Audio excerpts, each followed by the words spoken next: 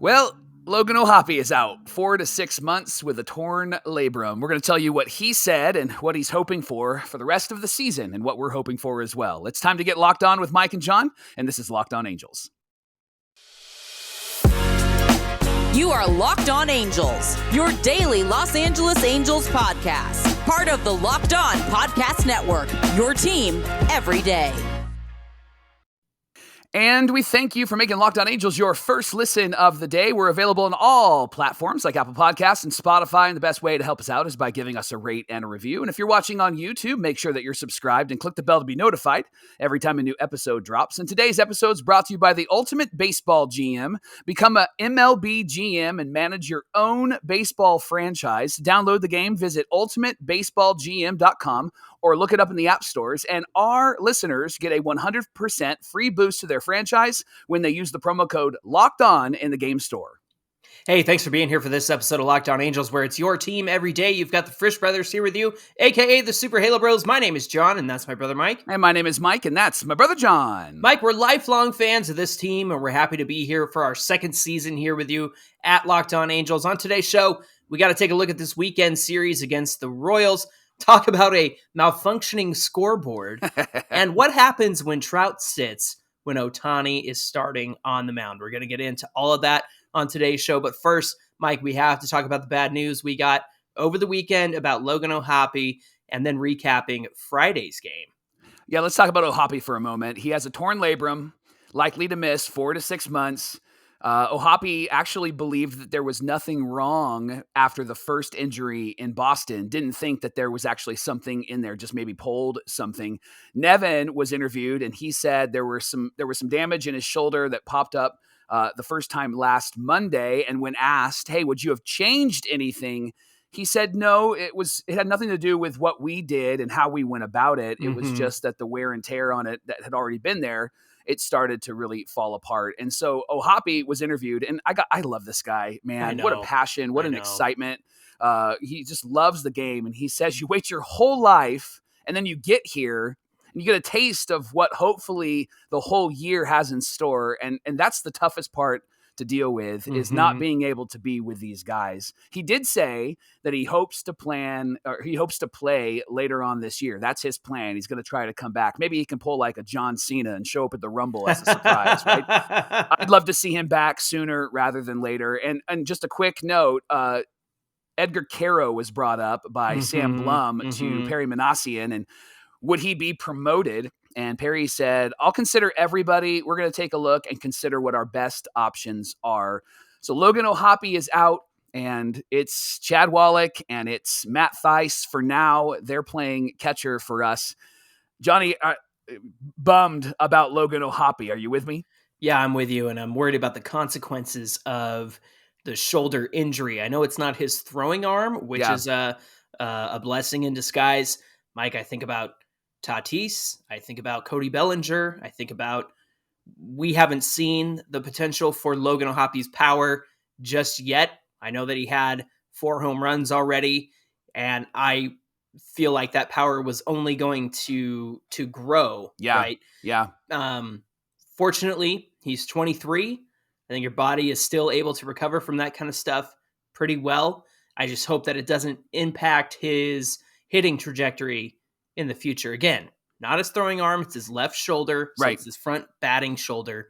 So that's going to be the difference there. Yeah. Tatis is able to come back from that. Bellinger's been able to come back from that. And so I can see him bouncing back from that. I think the thing that's going to help him win, Johnny, is his grit. He just seems to be somebody that really is a gamer and wants to make an impact for the Angels. And speaking of catching, we did mention that Chad Wallach is going to fill in for him. And so he gets called up on Friday, and he's in there on Friday. And you were at that game, Johnny. So why don't you talk about what happened on Friday against the Royals? Yeah, Friday was an incredible game to be part of. First of all, Chad Wallach filling in for O'Hoppe, and the Angels win that one 2-0 because of Chad Wallach's 2-run home run to left center field. Yeah. Just a bomb, man. I had a great moment because I tweeted that I was at the game. Some fans of the show said, "Hey, I'm sitting here, I'm sitting there." And Stefan Muma on Twitter and I found each other during the home run celebration. He was sitting behind the bullpen. I was sitting in the 300 section. So we made eye contact during the celebration and just went, yes, and pointed at each other. And a finger point of excitement. And the fist pump, dude. It was great. I love it. Mike, this game, while it was great to see Chad Wallach do that, it was all about Shohei Ohtani. Listen to this. 7 innings, 2 hits, no runs, 11 strikeouts. Wow. I don't even think I realized until the end of the game that it was 11 strikeouts because it was just, the game was flying by. It was like my first game of the season with the new pitch clock. Yeah. And just the entire experience went by so fast. He only had 2 walks. And this just in, Mike, he's good. Shohei Ohtani is good on the mound. Breaking news. Dun, dun, dun, dun, dun, dun, dun, dun.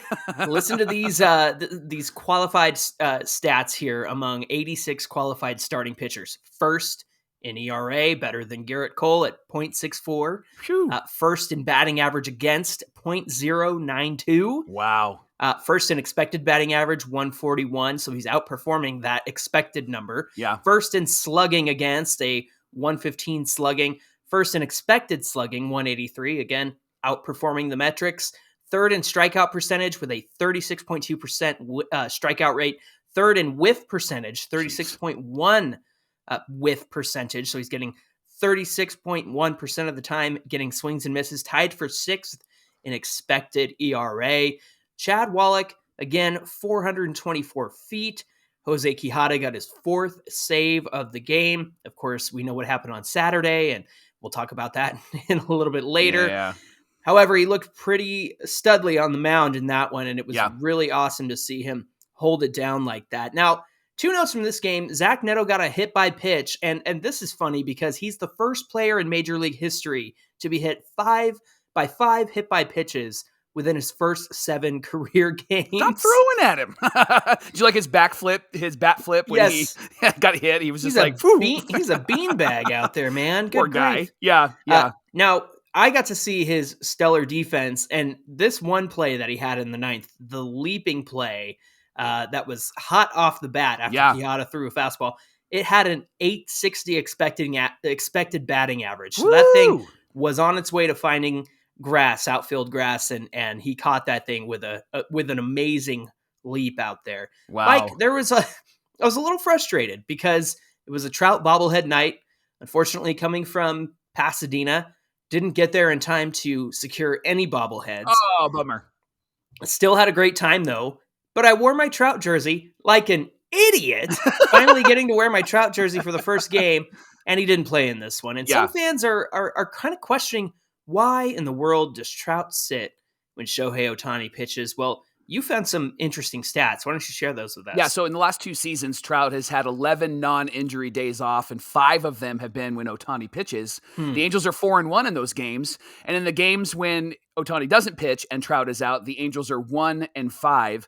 Johnny, I think that this might be a calculated decision on Nevin's part, right? Yeah. I think that he's giving Trout a day off, which is good, and he knows he's got Ohtani on the mound, who is good. And I know that they haven't scored too many runs for Ohtani when he's been on the mound, but I think Nevin is like, hey, I would rather have Ohtani on the mound and have it be a 2-0 game than have Ohtani on the mound and Trout in the lineup and have it be a 10-0 game. And so I think that he's weighing the metrics here, and he knows that he's got his best starter on the mound who's going to dominate that team. And then if he needs to use Trout, he can have him pinch hit later on in the game. And so I think that this might be a calculated decision on Nevin's part. I don't think it's intentional. He's not trying to support Ohtani. I just think that he looks at this and goes, I got this guy on the mound. I don't need everybody to be in the lineup. And then it gives Trout a regularly scheduled day off. I don't want to gloss over those stats because that's really important. The Angels are 4-1 in games where Shohei pitches and Mike sits, and they're 1-5 in games where Trout sits and Shohei's not pitching. Yes. So the numbers don't lie. The numbers show that they still have success with Shohei on the mound and Mike Trout on the bench. Plus, Mike, it's the Royals. They are not playing very well right now. I know that Saturday was an anomaly and very frustrating. We'll get into that. I also have to consider, what if there was a game where Shohei just pitched and Mike Trout was the DH? Would you ever consider that? I think that would be a great option. In fact, as I was watching Shohei on Saturday, he was scuffling.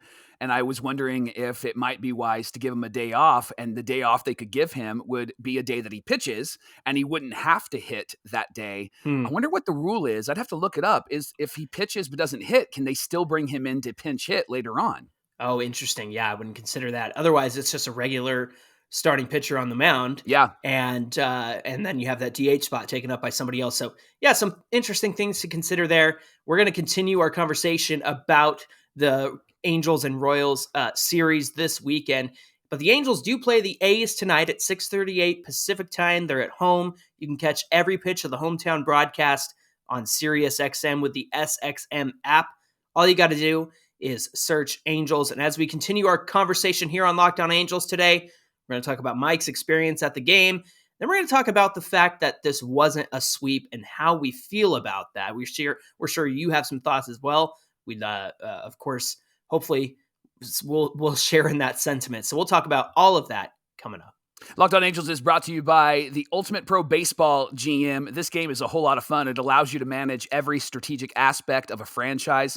You can play through seasons and lead your franchise and your fans to glory as you build a historic dynasty. In this game, you're responsible for a lot of things like hiring the right coaches and staff, managing team finances, navigating your franchise through free agency, all of the ups and downs of a season. And it's a very realistic and challenging game. I'm terrible at it, John. I don't know if I told you that or not. I'm super terrible at it. Ultimate Baseball GM is completely free, playable offline, so you can play whenever and wherever. And Locked On Angel listeners, you get a 100% free boost to your franchise when you use the promo code LOCKEDON in the game store. So download this game right now. Visit probaseballgm.com. Scan the code if you're watching on YouTube right underneath me, or you can look it up in the App Store. That's the Ultimate Pro Baseball GM game. Whole lot of fun. Start your dynasty today.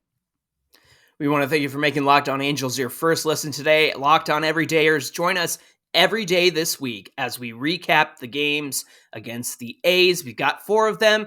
We want to beat up on the Oakland Athletics, not the fans because they're going through it, but the team itself. We want to get some wins this week. So we're going to recap every single game this week. The Angels play the A's tonight, 6:38 Pacific time.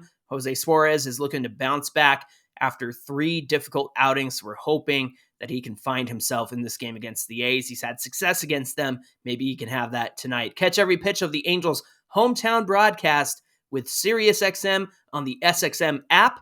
Just search Angels. Let me take you back to Saturday night, Johnny. It was my first game of the year. Had some friends that invited my wife and I to go. And there were some good moments and there were some not so good moments. Good moments was that I met a Locked On Angel listener. Okay. And that was a good moment. We got to hang out and chat. And so when the Angels were doing really, really well, we had a few like epic points at each other and we yelled out to each other. So that was a whole lot of fun. So I loved meeting there with Brandon. Yeah, Brandon, what a stud. What a good guy. The terrible part. Oh, sorry, you have a question. I'm looking at the graphic here. If you're listening on the audio side, we always put the topics down at the bottom of the YouTube video. Did it say that before? Mike makes Angels lose? I don't know if it said that. I'm not in charge of that. You are. And so my bad. Oh, it should say blown save. That's what it should say. I'm going to have to come over and beat you up. So here's the summation of the game. The Angels Mike malfunctioned. Makes Angels lose. No, the Angels malfunctioned. And so did the scoreboard. Yeah, and what happened with that? Sam Blum was trying to figure out what was happening on Twitter. Here's what happened in the stadium. Okay. Suddenly, we're like in that inning where Jose Quijada is just blowing up, and we'll talk about that in a minute. Mm-hmm. But it's 8-6. Matt Theis actually gives the Angels the lead, and so I started singing "All Apologies" by Nirvana because I have been hard on that guy. And so then Quijada comes in, and then suddenly the scoreboard starts to malfunction, and it was 15-8 at one point, and then all the hits were taken away. Nobody knew how many outs there were. Yeah. Even Rendon looked over to Phil and was like, "How many outs are there?" Yeah. And then the ump had to call timeout to figure it out. It was a mess, and so somebody's mom was running that. I don't know who was in charge of that. Star Wars Night screwed it all up because Friday night was Star Wars Night, and they had to change all the graphics to Star Wars Photoshops and things like that. So whatever they did after that, it must have messed with Saturday night. The force was not with the scoreboard No. on Saturday night. And then the Angels malfunctioned, John. I mean, it was a back and forth game, which was a whole lot of fun. Lots of home runs. There was the Hunter Renfroe home run that barely went over the wall, and it hit a young fan. I don't know if you saw that. I did. Young fan is good. Everything's okay. So we celebrated, and then we realized, oh, that poor kid got hit in the neck and then got pushed down. Yeah. And so he's doing okay. He stayed at the stadium, so that was the good news. But we just kept fighting in this game, which was really great. Tyler Anderson did not look good. He did go 5 innings, and so at least he did knock out some innings. But John, it was just a back and forth battle. And when we went up 8-6, I thought, this is it. We're there. This is a great game. How could it not be? Right. And then Quijada came in, and he just didn't have it. And watching him pitch live, what I saw from him was he was incredibly fidgety. Now, I know that when you look at him, you're like, well, what's different about that? Because he's always kind of, but when he was on the mound, he just looked unsettled and his mechanics looked a bit off. And you could tell that it was a bit off because he was throwing some balls straight down the middle. I mean, the guy who hit the home run off of him was, I think, a 165 batter. He's a defensive guy. He's not an offensive guy. Yeah. When the bases were loaded and he had a lefty at the plate, we're sitting behind the Angels dugout. So it's Brandon and me and my family and these friends of ours and a bunch of other fans. And so I just casually yelled out, "You got to pull him, Phil," because Phil is up on the top deck, right? Right. And so I noticed he kind of turned. And so I know he was listening to me. He probably recognized my voice because I know he listens to the show. That's right. I'm like, "Phil, you got to pull him. You got to go. Get Estevez in there," right? And so then like Brandon's yelling and other people are yelling, right? And then the next pitch, he plunks the guy. Quijada plunks the guy in the back. Yeah. And so I went, "Told you." Oh no. Yeah, and got then really you got arrogant. tossed out And of then the I game. got tossed, yeah. But it was just one of those moments where I think the fans could see it. And I don't know if Phil just wanted to believe in Quijada or not.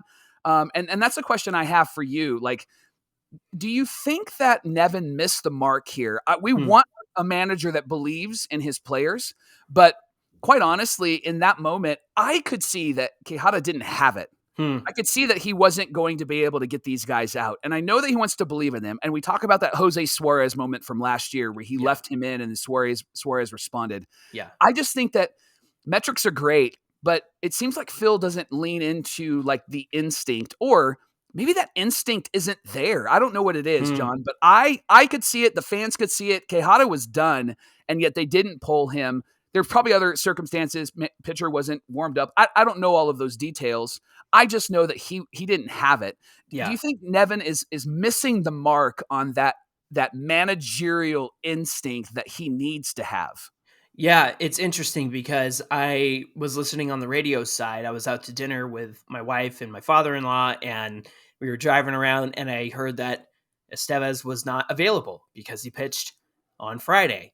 And then Jose Quijada, I hear that he's out there during the 9th, and I'm thinking, well, he just closed out the game last night. And look, you and I have talked about these guys are professionals. They need to be able to go back-to-back days, right? This needs to be a thing. Right. However, if this is the first time that this is going down to where Jose Quijada is going in back-to-back days, he was just in there Friday night saving the game. He's going to save the game again, but Estevez can't save the game because it's the second night in a row. It just doesn't make sense to me, Mike. Yeah. I just don't understand what makes one guy available, what makes the other guy not, unless it's pitch count, right? Which could very well be the case. I know Quijada got the save pretty quickly on Friday, but like you said, he just was out there and he didn't have it.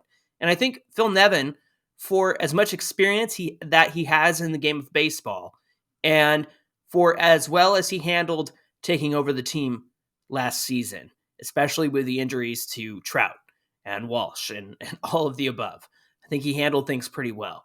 I just don't know if he has the gut instinct to recognize within somebody, oh, I got to make a move here. I got to make a change. I understand wanting to instill confidence in somebody, but the fact that he left Quijada out there to dry and didn't have anybody else behind him is pretty frustrating, especially when you consider you've got Matt Moore in the bullpen. You've got a whole host of other options. You just brought up Austin Warren, and he's been closing games in AAA, so maybe that could have called for a different situation. But you lost an 8-6 lead, right? Yeah. You had a 2-run lead, and you blew it. And that's just on the decisions of the manager not quite recognizing that his guy doesn't have it that night. And that's going to happen with players. Sometimes you don't have it. And I don't know, again, if it's going 2 days in a row for Quijada. I don't know if that's something that he's able to do or he needs to build up to. But the fact is he didn't have it. Yep. And you recognized it. You and all the fans sitting behind Phil Nevin recognized it. Maybe he recognized it in the moment and went, oh boy, and didn't have anybody behind Quijada ready to go. Sure. Ready to go. And sometimes you got to have a backup plan in that situation.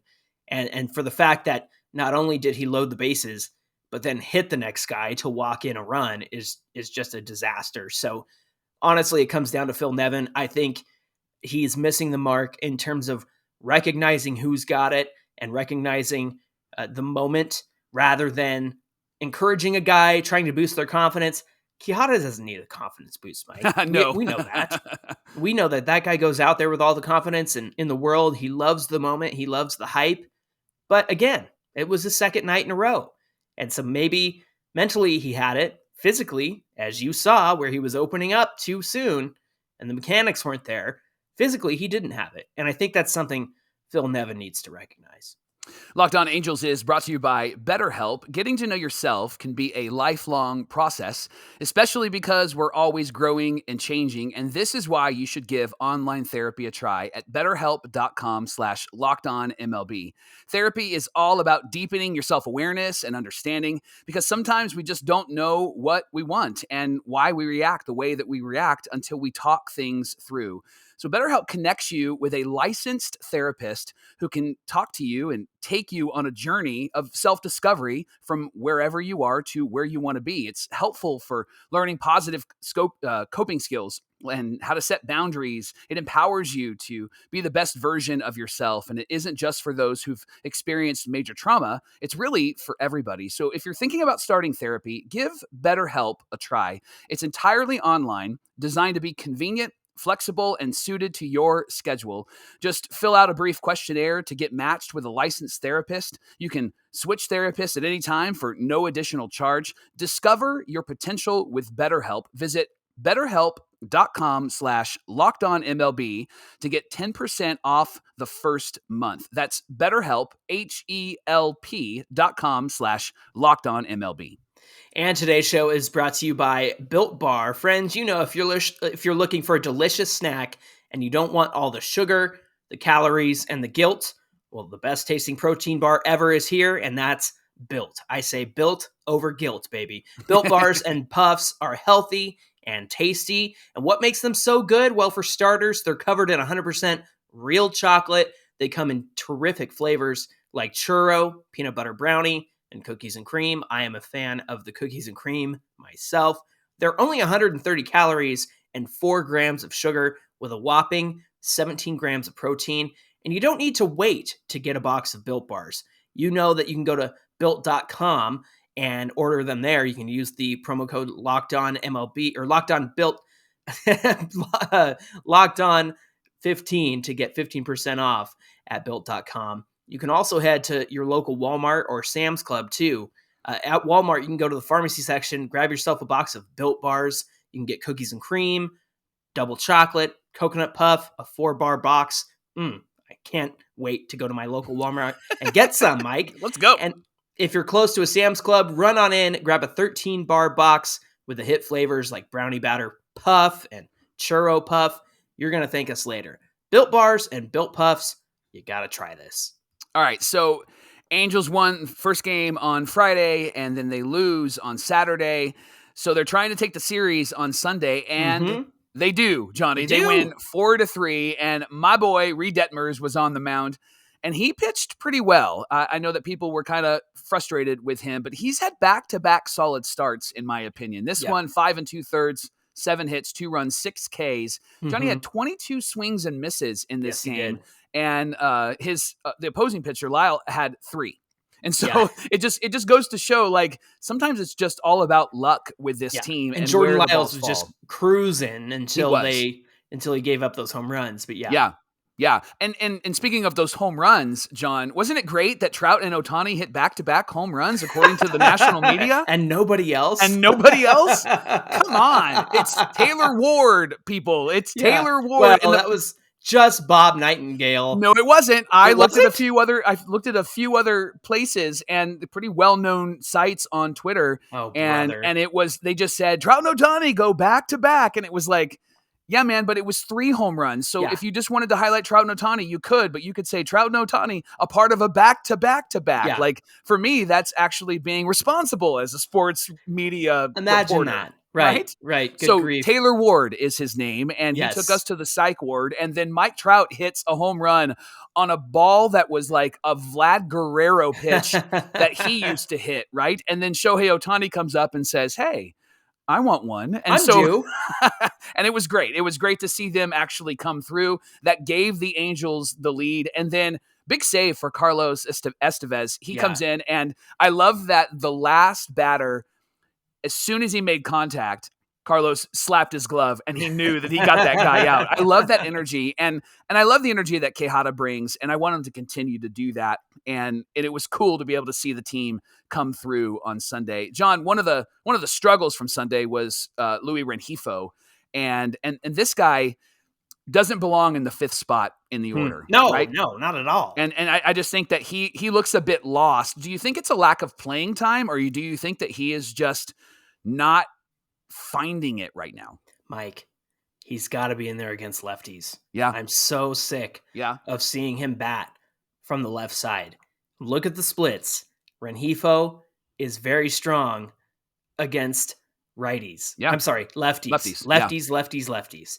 And he bats from the right side, and he's a much better hitter. Look, I know how important it is to have a switch hitter, but man, I just want to see him bat exclusively from the right side. And I feel like if he did that for an extended period, he'd find it on both sides, to be honest. But the truth is that he swings it much better from the right side against lefties. And so I really think that he ought to consider that. The coaching staff ought to consider that. And as far as a lack of playing time, Mike, that's what happens when you cram the infield with Brandon Drury, Gio Urshela, and I know Jake Lamb is in there right now, and we're waiting for Walsh to come back, and now you have Zach Neto at shortstop. Those are the guys who should be in, right? Those are the guys who need to be playing. Maybe not so much Lamb, but you do need a lefty bat in there, and he's had a couple of good games, not great at bats all the time, but that's what happens with somebody like Luis Rengifo when you pack the infield with tons of options, and that's what the Angels have done this season. Yeah, I know that we're playing the Royals, and there was this hope that we would sweep the Royals, right? Yeah. And what I found from other fans, especially on Angels Twitter, is that people were frustrated that we were winning like 4-3 and 2-0. I went back and looked at the Royals schedule, and there were games where they lost 2-0 and 4-3 to good teams like the Twins and things like that. And so we gotta come down a bit on some of those things. We gotta calm down a bit. 18-4. Right. And I know that would be great, but we gotta temper a little bit there, because a win is a win. And yes, we want the offense to come through. Yes, we want them to hit and run with runners in scoring position.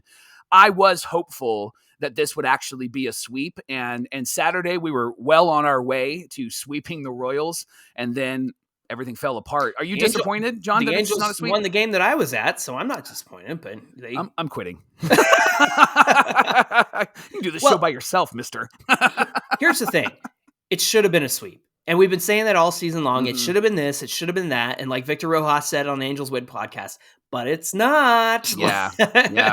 And it just goes to show that when you have an 8-6 lead, that should have been a open and shut case, right? And to go with Quijada again, not to put all this on Quijada, because I think there should have been recognition from Phil Nevin that Quijada just didn't have it that night, and he let things get out of hand with that bases loaded situation. Mike, I think about today's, or I should say Sunday's game with Reed Detmers, giving up 2 runs. And they were solo shots to the Kansas City Royals. That ball was flying around the ballpark. Yeah. The Angels did it, and the Royals did it. Yeah. Reed Detmers, again, I will pound the desk on this until the cows come home. Yeah. I will take a mistake pitch over a situation like Friday or Saturday night with Jose Quijada loading the bases, hitting a guy, da-da-da-da-da. I will take a mistake pitch from Reed Detmers, and that's really what those home runs were. They were his off-speed stuff up in the zone, center cut. And that's going to happen sometimes, especially as he continues to find a feel for his pitches. But let's not gloss over the fact that the 6Ks were on really good pitches. They were, yes. Threw. And so he's finding it, and he's going to be fine. And I don't even want to say that he's finding it because I think he has it. A pitcher's going to throw a mistake pitch every now and then. When you're throwing 90 to 100 pitches a game, you might make a mistake, and somebody's going to identify that. These are professional ball players. But I say all that because when you have a lead like on Saturday night, you've got to come in and do your job. Yeah. And while we have these close games of 2-0 and nobody scored for the Royals on Friday, and you feel like, oh man, if Chad Wallach didn't hit that home run, it would have been a disaster. But the fact is once you have the lead, you put everything behind you and you just take that lead and run. And you have one job to do from that point on. And that's what the Angels need to be doing. So whether it's a close game or not, I'm taking the W. Yes, we've been frustrated with their lack of ability to deliver with runners in scoring position. Sunday was a good example of that. What was Mike Trout on third? No outs, didn't get home, right? But they still came away with a win. Yeah. It's April baseball. It's Angels April baseball. We've talked about how other teams are freaking out. Other teams' fan bases are freaking out. And again, I think the microscope is so zoomed in on the 22 games that we've played so far. Yeah. That we need to zoom out a little bit. And remember, Ohtani struggled to hit last April. And remember, he was doing CPR on his bat. And then he hits the home run after Taylor Ward hits a home run. And Mike Trout hits a home run. Then Ohtani hits his home run. These guys are going to find it. They're going to find it again. And it wasn't like Taylor Ward's home run was like a dinky-do. It was out of there. He crushed it. Ohtani's 107 off the bat. Crushed it. So again, these guys are going to find it. I think we just need to be patient. 11-11. Look, if we come out of April at 500, that will be a God blessing. Because if we are under 500 coming out of April, that feels like typical Angels baseball. Yeah. But if they are 500 or above coming out of this, I'm going to be okay with that. Right. Thanks for making Locked On Angels your first listen today. The Angels do play tonight against the Oakland A's. They start a 4-game series. We're hoping for a sweep. And that game tonight starts at 6:38 Pacific. They're looking to get over 500, and I think that they can do it, and this is the team to do it against. So let's catch every pitch of this game on the hometown broadcast with SiriusXM on the SXM app. You can just search Angels. Hey, give us a follow on Twitter at Locked On Angels and at Super Halo Bros on Twitter and Instagram. We'd love to hear from you there. We love interacting with you on social. And if you want to comment below on the video, if you're watching on YouTube, really helps out the channel. And we do our best to get back to all of the comments below. Hey, Mike, what do we have on deck for tomorrow's show? Tomorrow, I'm going to give you 4 reasons why Edgar Quijada should be called up and be the starting catcher on the Angels. Okay. I know it seems ridiculous, but let's just calm down for a moment because I have 4 really good reasons that I haven't even shared with you, John. No. And so it'll be a surprise to you as well. So you'll get John's natural, honest reaction to the 4 reasons why the Angels should bring Edgar Quijada up. And we're going to talk about that tomorrow on Locked On Angels. Okay. Well, I hope you're right for the sake of all of us. And I'm going to need you to get the graphics corrected, please. Yes, that's right. All right, friends. We hope that you have a great rest of your day. Don't forget to tune into the Angels and A's game tonight at 6:38. Until then, my name is John, and that's my brother Mike. And my name is Mike, and that's my brother John. That's going to do it for this episode of Locked On Angels, and we'll see you back here tomorrow.